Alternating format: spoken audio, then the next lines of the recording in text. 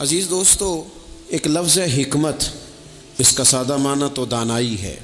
لیکن علماء یہ فرماتے ہیں کہ حکمت سے مراد وہ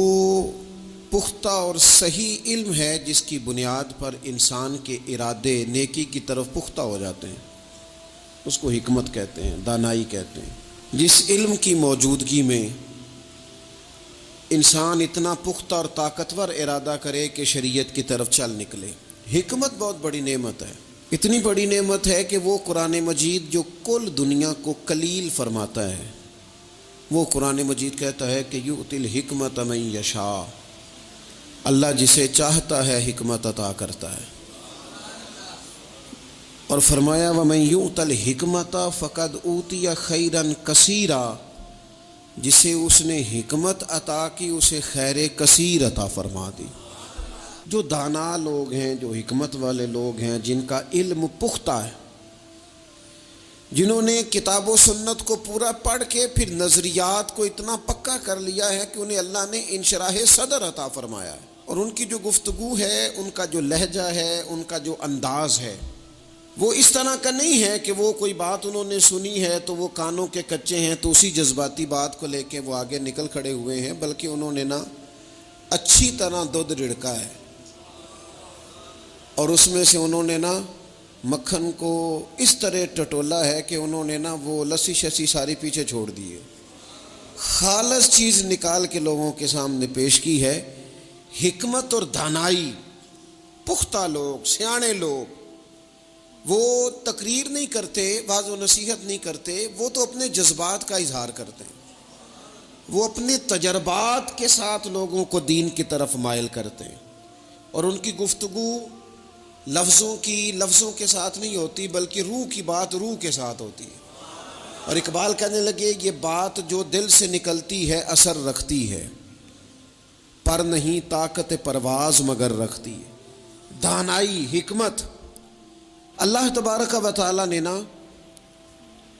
ہمیں وہ رسول عطا فرمائے ہیں جو دنیا میں ہمیں صرف کتاب نہیں سکھائیں گے بلکہ یعلمکم الکتاب والحکمہ۔ اللہ فرماتے ہیں محبوب تمہیں کتاب بھی سکھائیں گے اور حکمت بھی سکھائیں گے۔ جو پتھروں اور پہاڑوں میں رہنے والے تھے اتنے سخت ہو گئے تھے کہ بیٹی کو زندہ دفن کرتے بھی ان کی طبیعتیں نرم نہیں ہوا کرتی تھیں، جو لوگ کھڑے کھڑے اونٹوں کا خون نکال کے پی جایا کرتے تھے، انہیں کسی پر رحم اور ترس نہیں آتا تھا، محبوب پاک صلی اللہ تعالی علیہ وسلم نے اس حکمت سے انہیں قرآن سکھایا۔ پھر کوئی کتا پیاسا نہ رہ جائے، یہ درد بھی اللہ نے ان کے سینے میں پیدا فرما دی۔ دانائی حضور نے اپنی امت کو دی، حکمت دی، علم دیا، بردباری دی، عطا کی۔ آج ہمارا یہ مسئلہ ہے کہ بہت سارے لوگ ایسے ہیں جو بعض چیزوں کا فہم بھی رکھ لیتے ہیں، علم بھی حاصل کر لیتے ہیں، وہ کسی جگہ سے کچھ معلومات بھی حاصل کر لیتے ہیں، کچھ تھوڑا بہت پڑھنا لکھنا جان جاتے ہیں، لیکن دانائی نہیں سمجھتے۔ علم بغیر حکمت کے نفع نہیں دیتا، معلومات بغیر دانائی کے کسی کا بھلا نہیں کر سکتی۔ آپ کے پاس الفاظ کا ذخیرہ تو ہے، لیکن وہ الفاظ اتنا اثر نہیں رکھتے کہ کسی کے دل تک جا سکیں۔ وہ دل تک جانے کے لیے بتانے والے کا صاحب دل ہونا بڑا ضروری ہوتا ہے۔ حکمت، دانائی رسول پاک علیہ الصلوۃ والسلام نے عطا کی، اور پھر یہ دانائی حضور نے اپنے ہر صحابی کو عطا کر کے اس طرح کا بنا دیا کہ فرمایا صحابی کا نجوم، میں نے ان سب کو آسمان ہدایت کا ستارہ بنا دیا ہے، لیکن مولا کائنات، شیر خدا، علی المرتضیٰ، حیدر کرار، فاتح خیبر، امیر المومنین، خلیفۃ المسلمین، حضرت مولا علی شیر خدا رضی اللہ تعالیٰ عنہ کو وہ علم ملا، وہ خزانہ ملا۔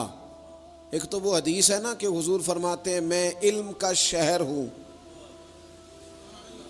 اور علی اس کا دروازہ ہے۔ اور ایک ترمذی میں حدیث یوں بھی موجود ہے، حضور فرماتے ہیں میں حکمت کا گھر ہوں، وہاں شہر کہا، یہاں گھر کہا، فرمایا میں حکمت کا گھر ہوں، علی اس کا دروازہ ہے۔ حکمت اور دانائی کا گھر ہے، ایک گھر علی اس کا دروازہ ہے۔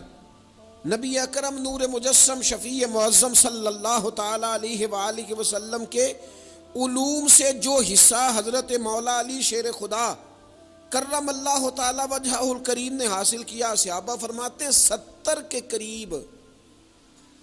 وصیتیں کی ہیں نبی پاک نے مولا علی شیر خدا کو، اور وہ ایسی خاص باتیں ہیں جو صرف مولا علی جانتے ہیں، انہی کا خاصہ ہے جو رسول پاک نے ان کے ساتھ فرمائی ہیں، وہ انہی کا خاصہ ہے۔ آپ اتنی بڑی تعداد میں اعتکاف میں بیٹھے ہیں، اللہ کا گھر ہے، پاکیزہ ماحول ہے، تزکیہ اور تصفیہ کے دن بیت رہے ہیں،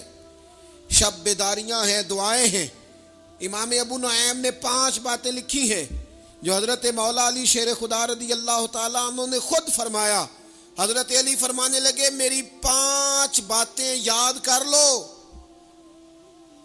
اور فرمانے لگے اونٹوں پر بیٹھ کر تلاش کرنے نکلو گے تو یہ باتیں تمہیں ملیں گی کہیں بھی نہیں، لے لو ہم سے، حاصل کر لو، یہ فیض ہے۔ فرمایا ڈھونڈنے نکلو گے نا، ڈھونڈنے، تو تمہیں یہ ملیں گی، ڈھونڈنے سے نہیں چیزیں ملیں گی۔ فرمانے لگے 5 باتیں لے لو یار حضرت شیر خدا کی 5 باتیں،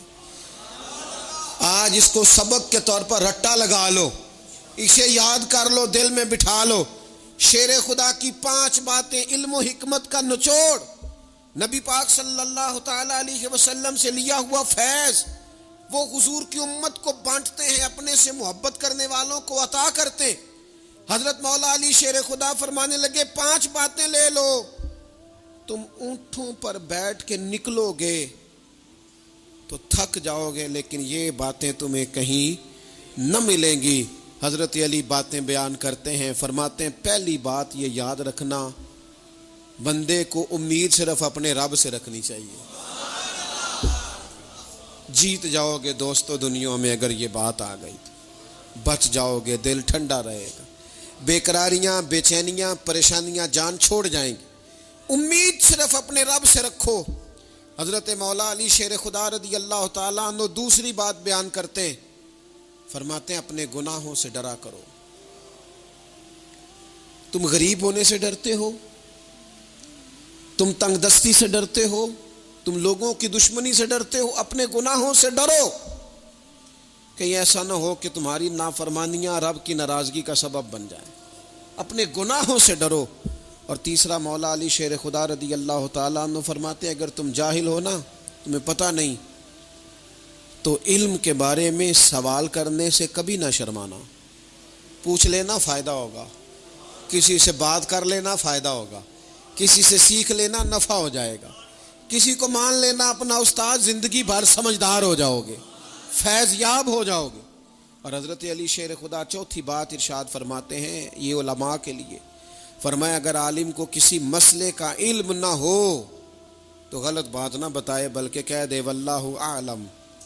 اللہ بہتر جانتا ہے۔ یہ بات یاد رکھیں، جس بات کا پتہ نہ ہو، جس کی خبر نہ ہو، جس پر عبور نہ ہو، اس بات کو آگے بیان نہ کیا جائے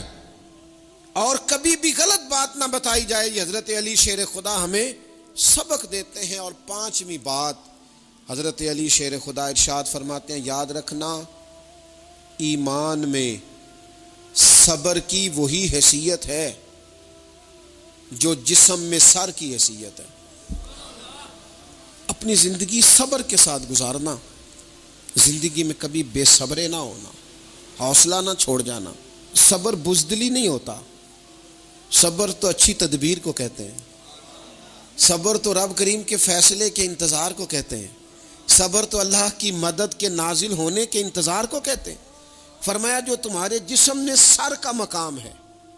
وہی ایمان میں صبر کا مقام ہے۔ یہ مولا علی شیر خدا نے ہمیں 5 باتیں